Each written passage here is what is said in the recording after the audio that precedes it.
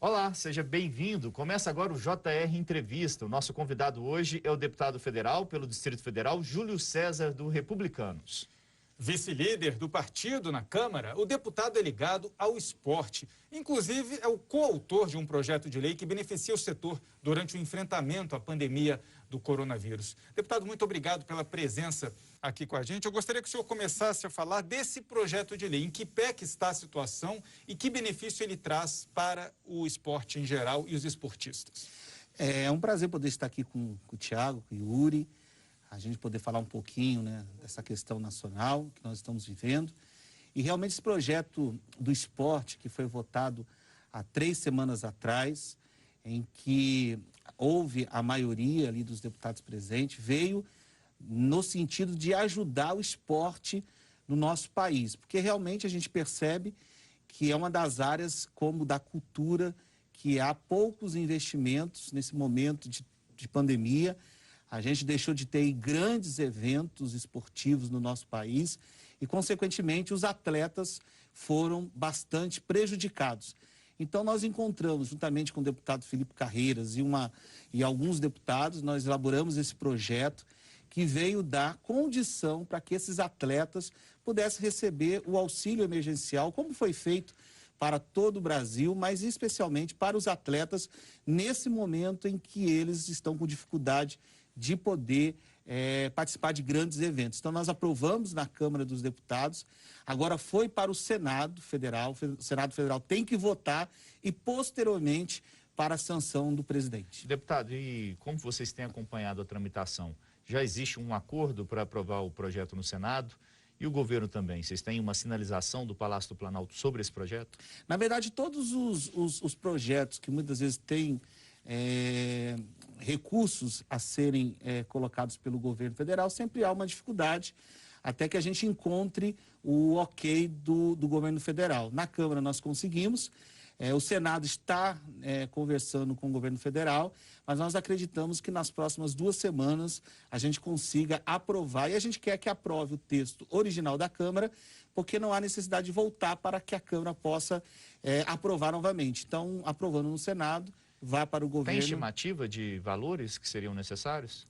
Olha, é um valor bem considerável que nós colocamos no projeto e que realmente... Agora, o importante é que os atletas vão receber 2 salários mínimos, acho que isso que é muito importante, que os atletas possam receber esse valor, porque está difícil a situação deles. Eu falo por Brasília, eu que sou militante do esporte aqui em Brasília há muito tempo, a gente vê essa dificuldade e eu fico imaginando no interior de São Paulo, no interior lá do Nordeste, a grande dificuldade. Então a gente estima que seja aprovado o mais rápido possível, trazendo dignidade a todos os esportistas. Agora, as competições esportivas começam a voltar aos poucos. Um exemplo é o futebol. Nós temos os campeonatos estaduais, a CBF já marcando o campeonato brasileiro.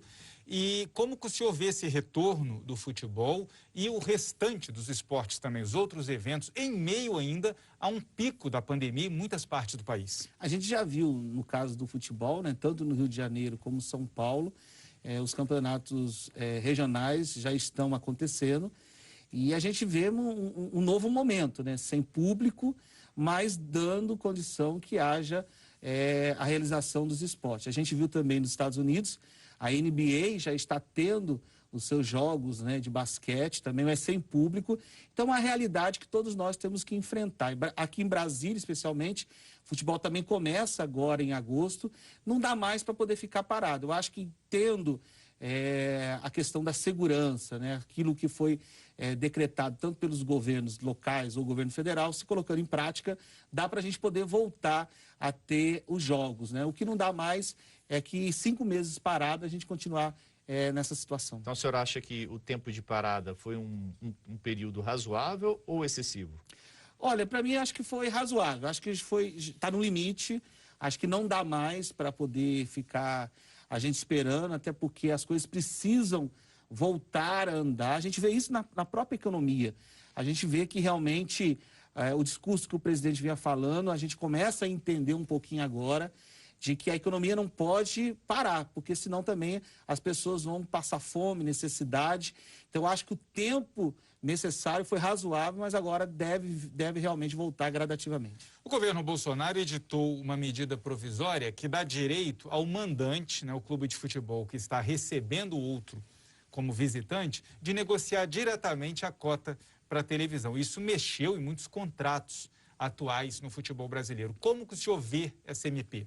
Essa MP foi sensacional do ponto de vista que vai dar facilidade para que os clubes possam negociar diretamente, né, os seus jogos, né, com a emissora, o local que eles querem realmente transmitir. Eu que já trabalhei na área de comunicação, a gente percebe que muitas das vezes ficava amarrado, a população não conseguia ver todos os jogos, ficava limitado a uma determinada emissora e muitas vezes o clube deixava de lucrar, né, valores assim que vinham ajudar o setor, no caso o próprio clube.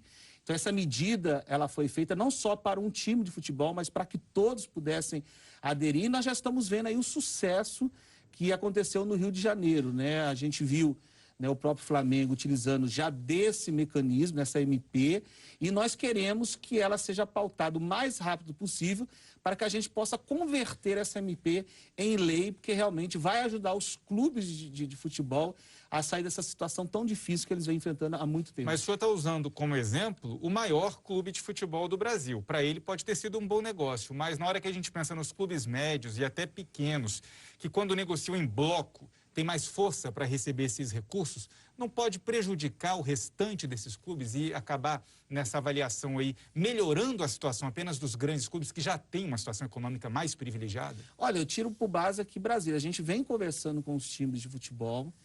No primeiro momento, os pequenos acharam que teriam prejuízo, mas todos esses pequenos acabam sempre jogando com um time grande. E aí é possível eles utilizarem nessa volta, né, uma condição de poder ter um recurso bem maior para o seu clube. Então eu vejo que é a saída, né, do futebol brasileiro, essa MP, que foi pensada com muito carinho, né, pelo presidente e a sua equipe técnica, e eu sou o presidente da Frente Parlamentar do Esporte, conversando com realmente os clubes, conversando com os deputados, a gente entende que esse é um grande projeto que vai ajudar, sim, os times grandes e também os times pequenos. Deputado, só para deixar quem não está acompanhando bem essa discussão a par, essa medida provisória, ela determina que quem tem o direito de arena, ou seja, de negociar os direitos de transmissão, é o detentor da partida, é quem está recebendo a partida, o mandante. Nesse caso, o senhor acha que na Câmara dos Deputados vai ter alguma dificuldade de aprovação dessa medida provisória? Como que está a avaliação política dela lá dentro da Câmara? Olha só, do modo geral, a gente vê que há uma grande maioria que aprova essa MP. É claro que há alguns deputados e senadores contrários, né? A gente até sabe, né, os motivos porque eles são contrários, acaba, né, querendo beneficiar a emissora que há muito tempo detinha esses direitos, mas o importante é que a gente já tem esse sentimento de que há uma grande possibilidade de que a gente possa aprovar, e nós estamos lutando para que seja pautado o mais rápido possível e deve ser nas próximas semanas.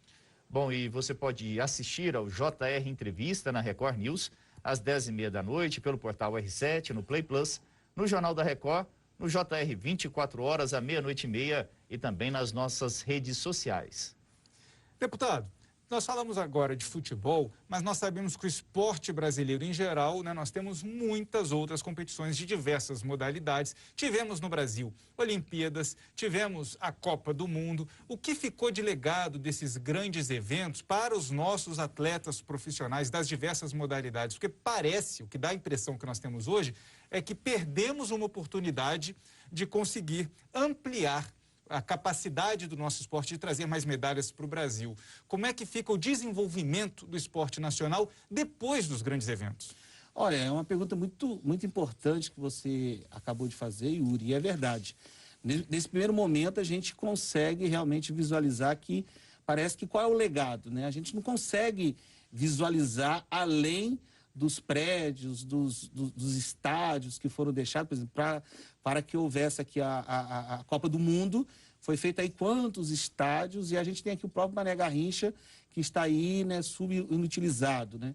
A gente também vê que a gente teve a Olimpíada no Rio de Janeiro, né? Tivemos aí uma posição boa, né, nas Olimpíadas, mas não foi aquilo que nós queríamos que acontecesse.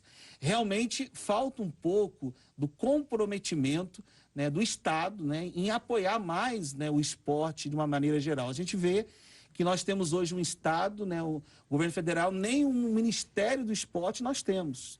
Deixou de ser Ministério do Esporte, hoje é apenas uma secretaria e coligada ali ao Ministério da Cidadania. Então a gente percebe que realmente falta que o Estado, o governo, possa investir mais no esporte de uma maneira geral, que a gente, quando olha para fora, a gente vê que são lugares que há um incentivo. A gente pega os Estados Unidos como referência, você tem o futebol americano, você tem o basquete, né, que são esportes rentáveis, e isso que falta. E na questão de outras modalidades, a gente vê que muitas vezes os nossos atletas têm que ir para fora para poder buscar recursos. Para conseguir treinar, para conseguir treinar, porque o Brasil não tem. Então é um grande problema que a gente enfrenta, e eu fico aqui lamentando, né, o porquê que ainda a gente não tem um ministério focado em relação a isso. Eu já fui secretário de esporte e eu sei que quando nós temos esse poder, essa força, a gente consegue ajudar e chegar aos atletas de base. Deputado, mas o senhor fala em recreação, né, do Ministério do Esporte. O que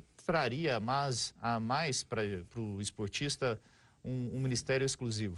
É porque você fica imaginando lá, o Ministério da Cidadania, ela tem várias, né, ramificações dentro do Ministério, ação social, até então, esses dias estava a cultura, já não está mais. Então, na hora de você conseguir liberações, você acaba passando por diversas fases, até chegar no ministro, e o ministro poder tomar uma decisão, isso demora muito. E nós entendemos que determinadas pastas, se você é a cabeça, você tem um poder de mando, você consegue fazer com que as coisas acelerem o mais rápido possível. Até o diálogo, ele se torna muito mais fácil. Então, a gente vê isso.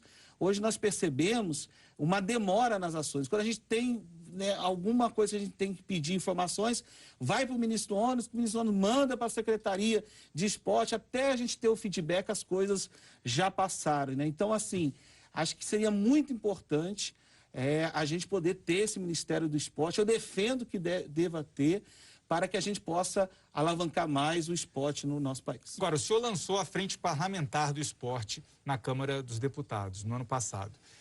Como que o senhor vê alguma ação possível nesse momento para ter pelo menos um planejamento, um diagnóstico do que foi investido em estrutura, em parque olímpico, em estádios de futebol, em estruturas que possam receber os atletas, e o que falta para ser investido nos atletas? Tivemos muitos investimentos em infraestrutura, mas pouco investimento nas pessoas, nos atletas. Isso está organizado de alguma forma? Existe um planejamento, existe uma proposta? O senhor já fez um diagnóstico do que pode ser feito de hoje em diante para corrigir esse problema?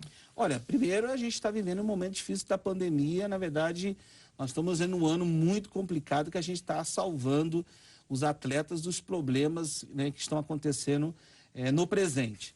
Mas logo quando nós criamos a Frente Parlamentar do Esporte, uma das coisas que a gente foi chamar o secretário, então, atual.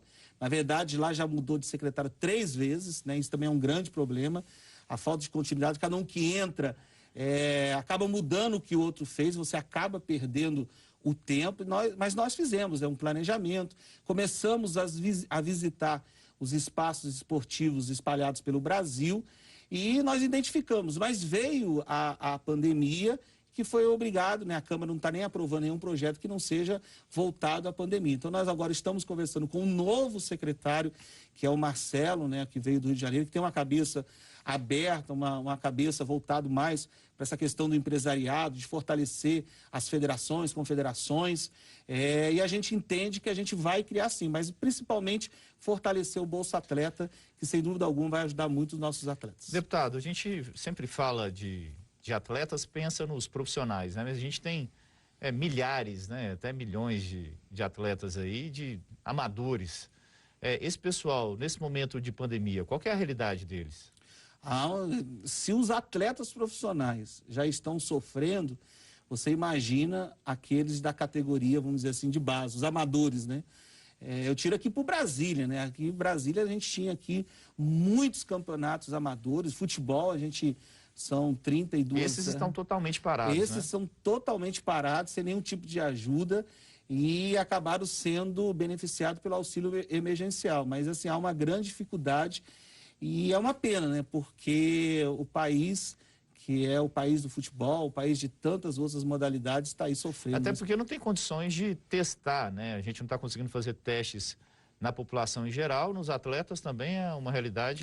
Sem dúvida, é uma realidade verdadeira. Agora, deputado, para encerrar esse assunto esporte, como que o senhor enxerga um modelo que possa ser sustentável a médio e longo prazo no país? Um modelo parecido com o norte-americano, dos Estados Unidos, de eventos espetáculo que possam financiar esses jogos, os atletas, desde, por exemplo, os jogos escolares, que fazem muito sucesso por lá e aqui praticamente não consegue atrair ninguém.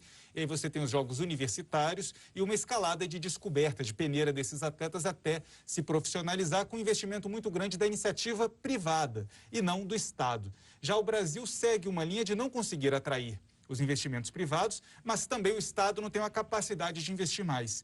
O senhor acha que o Estado tem que investir mais? Não dá para atrair a iniciativa privada? Olha, a gente vê aqui para o Brasília, né? Nós não temos um time de futebol na primeira divisão, né? Olha só a situação que a nossa capital ela está enfrentando. E nós percebemos que o modelo que o país hoje vive, ela realmente necessita do apoio do governo. Se o governo não ajudar, dificilmente haverá condições para que, né, um time de futebol ou seja ele de vôlei, de basquete, a gente vê que o basquete e o vôlei são patrocinados pelo governo local, mas... Você fala de dinheiro, colocar dinheiro, mesmo. Recurso, não tem jeito.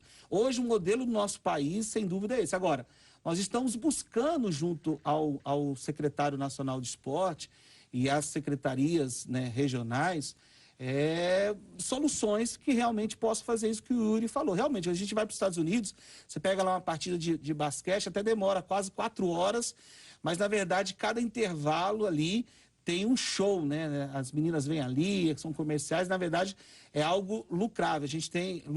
Né?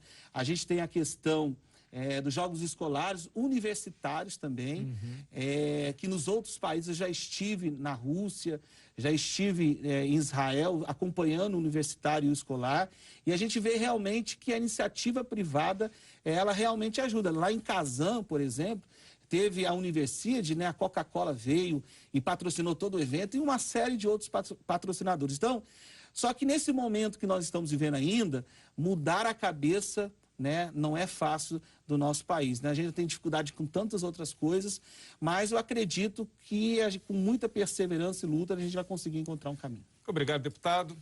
A gente faz um rápido intervalo e logo a seguir o assunto é a reforma tributária.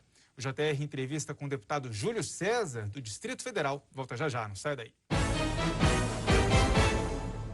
E a gente está de volta com o JR Entrevista e hoje recebemos o deputado federal pelo Distrito Federal, Júlio César, do Republicanos. Deputado, o senhor faz parte da Comissão da Reforma Tributária e a proposta mais polêmica, que ainda não chegou ao parlamento, mas o governo federal deve enviar, é a recriação, né, de um imposto nos moldes da CPMF. O senhor acha que há espaço para se discutir a mudança? O governo fala que seria uma redistribuição da carga tributária e não um aumento dela. O senhor acha que há espaço para a gente mudar e ter um novo imposto? Olha, essa questão da reforma tributária, né, a gente tem ouvido falar há muito tempo que deveria ser feita no nosso país. Já conseguimos fazer a reforma trabalhista, a reforma previdenciária e agora nada mais como a gente lutar pela reforma tributária. Há uma proposta na Câmara dos Deputados, como também há uma proposta no Senado Federal. Então, a gente está lutando para que realmente essas duas propostas venham se conversar e a gente possa, no final do ano, sem dúvida alguma, a gente tentar aprovar. Agora, o que nós não queremos é que haja um novo imposto com aumento, né, vamos dizer assim, que venha a aumentar a carga tributária. O que nós queremos é que haja a simplificação dos tributos. Não dá mais para você ter aí uma gama de tributos, né, uma burocracia tremenda que a empresa tem diante, né, dos órgãos, que além de pagar ainda tem que fazer uma série de complementos acessórios. Então a gente entende que a gente deve haver a unificação, mas sem que haja majoração desses valores. Então essa é a nossa proposta. Agora, dizendo que a gente lamenta a demora do governo federal, acho que tem que deixar muito claro isso, que o governo federal está demorando muito em dar para nós subsídios. Ele vem nos entregando, né, projetos conta-gotas, na verdade nem projetos, são propostas que eles querem que a gente coloque dentro das nossas propostas, mas é muito ruim. Eu acho que o governo federal não poderia demorar, eu acho que ele deveria já entregar tudo de uma vez, para que a gente pudesse realmente elaborar. Vamos ter uma reunião essa semana da reforma tributária, o ministro Guedes vai estar presente conosco. Então, um dos temas será esse. Por que da demora? Por que não entrega tudo de uma vez só para que a gente realmente possa discutir? A gente vê aí que muitas empresas já fecharam, a gente dá um exemplo aí da Walmart, né, que nem está mais no país, porque realmente quando você pega a carga tributária é grande e uma burocracia, então nós precisamos realmente simplificar. Agora, não entendi. O senhor é contra ou a favor a um novo imposto, a criação de um novo imposto nos moldes da antiga CPMF? Não, eu sou contrário que a gente tenha um novo imposto igual da CPMF. Isso está fora, nós não concordamos. A Câmara Federal já deu sinal que a gente não aceita que tenha um novo imposto igual ao CPMF. O que nós queremos é que haja uma simplificação, né, desses impostos, a gente poder colocar aí, né, vamos juntar os impostos, fazer um só, mas sem que haja uma majoração ou uma criação numa CPMF. Então, nem que fosse para desonerar a folha de pagamento das empresas, diminuir a alíquota do imposto de renda, esse novo imposto provavelmente não tem apoio político. Não vai ter apoio político, não terá, porque na verdade tudo que for aumento, porque o que nós queremos, porque muitas vezes fala assim, vamos aumentar, né, das empresas, né, ou do lucro, né, das pessoas, mas isso não significa que isso vai resolver o nosso problema. Então a gente tem que ir com muita calma, nós precisamos fazer com que as propostas elas se conversem e que a gente possa aí ter uma proposta definitiva que venha resolver o nosso problema, né, perpétuo, né? Não adianta a gente querer fazer só um tampa-buraco, né? Agora, a ideia da nova CPMF é ruim na visão dos parlamentares ou existe um custo político muito grande para que os deputados aprovem um novo imposto e depois vão tentar se reeleger ou disputar outros cargos lá na frente? Não, eu entendo que é muito ruim a criação da CPMF. Ela já foi rejeitada pela Câmara, né, há muito tempo. Né? A gente entende que esse não é o caminho. Nós queremos uma simplificação, como eu bem disse agora há pouco, mas nós somos contrário que haja essa nova criação de um novo imposto. Nessa questão da unificação dos tributos, tem uma questão municipal muito importante, que é o Imposto sobre os Serviços, o ISS. Uhum. A maioria dos prefeitos tem dito que não quer acoplar esse imposto a um possível IVA, né, tanto federal quanto também os estados podendo acoplar, né, unificar o ICMS. Como que o senhor vê essa reação dos prefeitos? Olha, é legítima, né? Até porque eles têm uma grande receita, muitas das vezes vindo do ICMS e também do ICMS, né? Então nós já estamos dialogando, né, com os deputados, talvez e deixar tanto o ISS como o ICMS fora dessa proposta e deixar que seja feita de forma local. Então assim, mas existem os impostos. Inclusive é uma ideia até do Paulo Guedes também que isso fique de fora, porque na verdade vai ser algo bem complicado e talvez isso faça com que a reforma demore a ser aprovada e principalmente com os tributos, os impostos federais, acho que é importante a gente poder avançar. O que nós queremos é que a gente consiga aprovar esse ano ainda. Então, a todo o nosso esforço, tanto é que as reuniões elas começaram a serem feitas de forma rápidas. Toda semana está tendo 2 ou 3. Como eu disse, o ministro Paulo Guedes estará conosco essa semana. Quarta-feira. Quarta-feira. O que nós queremos é realmente acelerar essa aprovação. Ok, deputado. E lembrando que você pode assistir ao JR Entrevista na Record News, às 10h30 da noite, pelo portal R7, no Play Plus, no Jornal da Record, no JR 24 horas, à meia-noite e meia, e também nas nossas redes sociais. Deputado, o senhor falou, né, que as conversas estão 2, 3 vezes por semana para tentar achar um formato único, um formato conjunto para as duas propostas que tramitam hoje no Congresso, uma do Senado e uma da Câmara. Já existe algum consenso? O que elas têm em comum que pode ser aprovado ainda este ano? Olha, nós queremos que seja aprovado tudo, né? Na verdade, fora essa questão do ISS e ICMS, mas nós queremos que ela consiga abarcar, mas vai precisar muito da ajuda do governo federal, né? A proposta do Baleia quer pegar ali aqueles 5 impostos e formar um só. Acho que essa aqui ela está muito próxima de realmente ser aprovada. Acho que essa caminha muito mais para essa. Teto de gastos. O presidente da Câmara, Rodrigo Maia, disse que não vota nenhuma alteração no teto de gastos até fevereiro do ano que vem, que é quando termina o período dele à frente da Câmara dos Deputados. Como que o senhor vê esse tipo de reação do presidente da Câmara, Rodrigo Maia? Ele hoje é o presidente da casa, né? Ele deve ter os seus motivos, né, para que não possa pautar essa matéria, mas nós estamos dialogando. Acho que o Congresso, o Parlamento é isso, é de nós podermos dialogar e conversar. Teremos mais algumas reuniões nos próximos dias e quem sabe a gente consiga convencer ele de pautar. Agora, adianta correr com a reforma tributária, se esquecendo da reforma administrativa, que poderia tornar o Estado mais eficiente, gastar menos recurso público e entregar mais à população? Olha, na verdade são várias reformas que nós precisávamos aprovar. Nós já aprovamos 2, estamos falando da terceira, mas tem essa 4ª também, que é a administrativa. Mas nós dependemos que o governo federal possa encaminhar para o Congresso. Nós já pedimos, já foi algo, né, tema de muitas conversas. A gente sabe que realmente precisamos fazer isso, né? Tem estados que já não aguentam mais, né, tanto gasto em relação a isso, e a reforma administrativa, ela vem nesse momento, ela viria, né, realmente cobrir muitos buracos que nós temos aí no futuro. Nós estamos cobrando, né, mas aí depende, como eu disse, que o governo possa encaminhar para casa. O senhor vê a necessidade de se cortar privilégios, principalmente do setor público, deputado?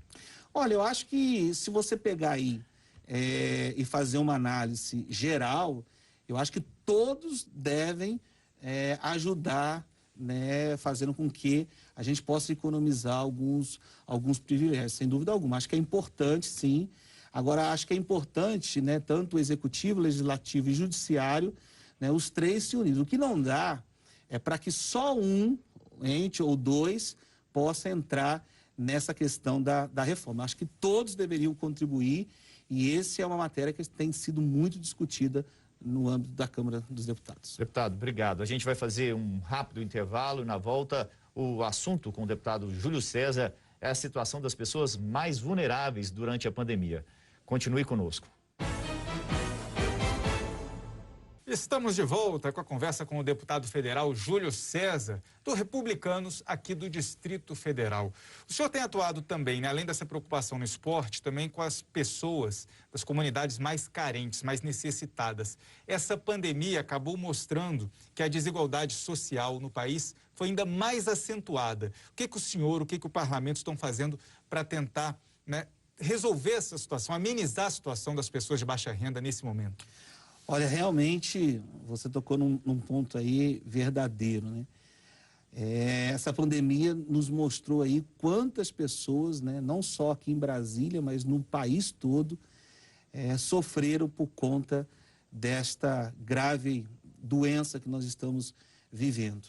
E pensando nisso, o Congresso, eu digo o Congresso porque as 2 casas se uniram para que a gente pudesse esse ano votar diversas propostas realmente para poder chegar a essas pessoas mais vulneráveis, vamos dizer assim. E conseguimos, né? O auxílio emergencial foi uma dos grandes projetos que nós conseguimos aprovar. Importante ressaltar, Yuri e Thiago, que quando a proposta chegou na casa, ela chegou com um valor de R$200. Na verdade, o governo queria colocar apenas R$200 para cada cada pessoa. E aquela casa começou a dialogar, nós deputados, aí foi na Câmara dos Deputados, nós não aceitamos no primeiro momento ser R$200, lutamos, chegamos a 500 e na hora de votação nós conseguimos ampliar para 600. Sabemos que ainda não é um valor que deveria ser, mas também precisamos ver a condição do nosso país. E nós conseguimos fazer com que fosse aprovado o valor de R$600 e 1.200 para a mãe solteira. Então isso foi uma grande ajuda. Eu tenho andado por Brasília e eu tenho visto pessoas falando, meu Deus, olha, obrigado por esse auxílio, ainda que muitos criticam, mas as pessoas que estão recebendo, né, estão tendo esse valor para poder comprar suas coisas ou pagar alguma dívida, alguma coisa dentro de casa. Então foi uma grande vitória. Nós precisamos ressaltar isso e outros projetos. Nós já aprovamos aí projetos, mais de 40 projetos na casa que realmente pudesse chegar até as pessoas menos favorecidas. O auxílio emergencial vai ser pago pelo governo federal por 5 meses. Nós temos aí mais 1 mês e meio ainda, né, para a população receber o auxílio emergencial. E após esse período, o senhor acha que esse programa que o governo tem falado de criar o Renda Brasil para substituir o Bolsa Família e pagar em torno de R$300 pode ser uma solução ou não? Olha, eu entendo que esses R$600, que falta aí mais 1 mês para se encerrar, nós já estamos conversando com o governo da possibilidade de se estender, assim como a gente estendeu já por mais 2 meses, que eram 3, foi para 5, nós já estamos conversando talvez para estender por mais 2 meses, até porque essa questão da Renda Brasil, a gente não sabe se isso vai ser aprovado ainda com rapidez, né? Então a gente está aí, eu sei que tem essa proposta, acho que é algo que precisamos reformar, porque há muito tempo esse programa, né, o Bolsa Família, está com um valor defasado. Eu acho que é uma saída, sem dúvida alguma, mas não podemos ficar aí esperando isso ser aprovado. Os líderes, né? apoiam essa ideia de prorrogar por mais 2 meses o auxílio emergencial? Na verdade, os líderes partidários, eu falo? Há uma grande maioria que sim. Tanto é que nós já estamos em diálogo com o governo federal. O governo entende que pode prorrogar, mas não pelo valor de R$600. Hoje mesmo já tem matérias falando que talvez o governo queira prorrogar até o final do ano com um valor de R$200. Mas isso já começou. Assim foi na outra vez, né? No momento não queria, mas depois acabou prorrogando por mais 2 meses. Só para encerrar, então, deputado, só uma resposta rápida. O senhor acredita ser possível, então, Câmara e Senado juntos aprovarem uma prorrogação, ainda que num valor menor? Na verdade, não é a Câmara que aprova. Na verdade, isso nós já fizemos isso lá atrás. Demos ao Executivo a possibilidade dele, por decreto, fazer a prorrogação. Então, depende do governo federal. O que nós estamos falando é dialogando com o presidente e com o governo para que ele realmente possa estender. Então a população pode aguardar uma discussão intensa sobre essa possível prorrogação. Sem dúvida, porque já está acabando, ou a gente acelerar a questão da Renda Brasil ser aprovado o mais rápido possível. Deputado, muito obrigado. O JR Entrevista fica por aqui. Lembrando que você pode assistir ao programa na Record News às 10h30 da noite pelo portal R7, no Play Plus, no Jornal da Record, no JR 24 horas à 00h30 e também nas nossas redes sociais. Deputado, muito obrigado pela presença do senhor aqui com a gente no estúdio e você também muito obrigado pela sua audiência. Até a próxima. Tchau, tchau.